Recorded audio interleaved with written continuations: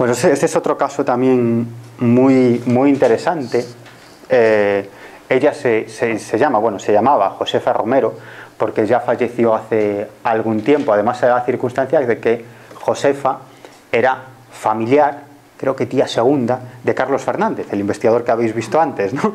Entonces, por eso hemos podido acceder al caso, ¿no? Y por eso Carlos escuchó de boca de la propia protagonista esta historia, ¿no? Esto sucede en el año, creo recordar, 1946, ¿no? Ella vivía en Moaña, en la población de Moaña, en Pontevedra. Tenía 6 o 7 años, era muy pequeñita, y estaba en el campo con su madre, ¿no? Muy cerca de casa, pero en el medio del monte. Creo recordar que su madre venía de recoger algo en un pequeño huerto, de trabajar en un pequeño huerto que tenían, algo así, ¿no? Y de pronto escuchan un sonido como de gente acercándose, ¿no?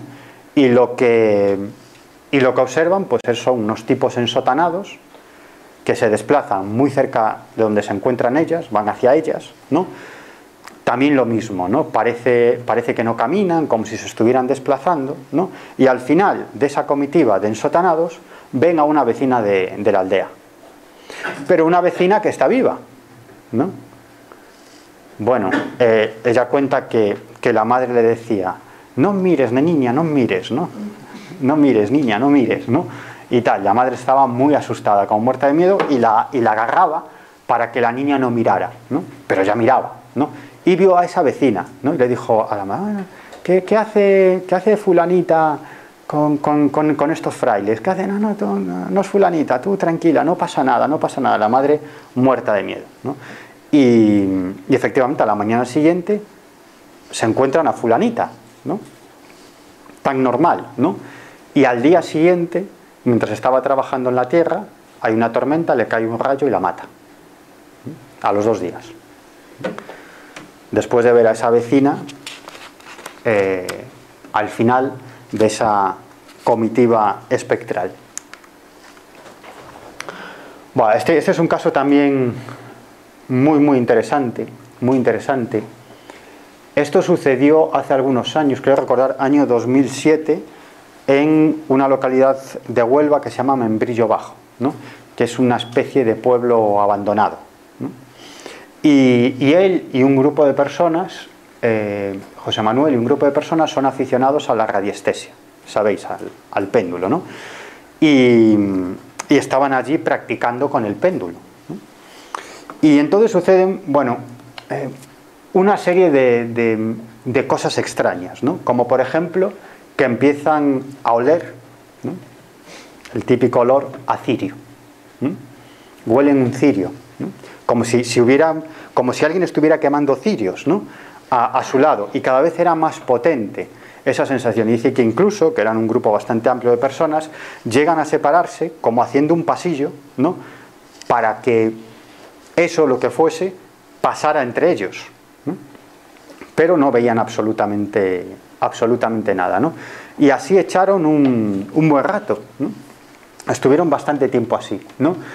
Y además, al tiempo que escuchaban, o sea, al tiempo que olían, que percibían olfativamente ese olor a cirio, ardiendo, quemándose, a cirio encendido, me contaba que se hizo un silencio muy extraño, ¿no? Que es lo mismo que cuentan muchos protagonistas de encuentros con la compañía y con otras entidades similares, ¿no? Es decir, que de pronto se hace el silencio, ¿no? Y es también como si desapareciera la sensación térmica. Decía que era una sensación muy extraña, como si estuvieran viviendo una irrealidad, ¿no? Pero todos estaban hablando entre sí y notaban cómo algo pasaba a través de ellos, ¿no? Además, de forma absolutamente natural, se dividieron para hacer un pasillo. No están así aproximadamente media hora, cuando alguien del grupo dice: ¿pero qué es eso que hay allí?, ¿no? Y a unos 30 metros ven a 2 figuras, ¿no? 2 figuras a lo lejos, 30 metros, ¿no? Se los quedan mirando, están un rato así, esas figuras allí paradas, y de pronto comienzan a avanzar hacia ellos, ¿no? Muy lentamente, ¿no? Y se dan cuenta que son unas figuras ensotanadas, ¿no? Pero es que a la vez, a medida que se iban aproximando a ellos, iban viendo que por los laterales iban surgiendo como de la nada otras figuras similares, ¿no? Que se iban uniendo a esa comitiva, a esa fila de entidades extrañas, ¿no? Y ellos empiezan a gritar: ¿quiénes sois? ¿Quiénes sois? ¿Qué queréis? ¿No? ¿Qué queréis? ¿Qué hacéis aquí? ¿Qué queréis de nosotros? ¿Qué queréis de nosotros? ¿No? Y esas figuras se van acercando, ¿no? Se van acercando, se van acercando. Y decía, joder, es que me decía, era como si fueran surgiendo, ¿no?, de los laterales, ¿no?, esas figuras, y se iban uniendo, ¿no?, a esa comitiva espectral. Eran unos tipos ensotanados que igualmente no caminaban, sino que se desplazaban a varios centímetros del suelo. Además, la misma explicación, como si estuvieran desplazándose sobre una cinta transportadora, ¿no?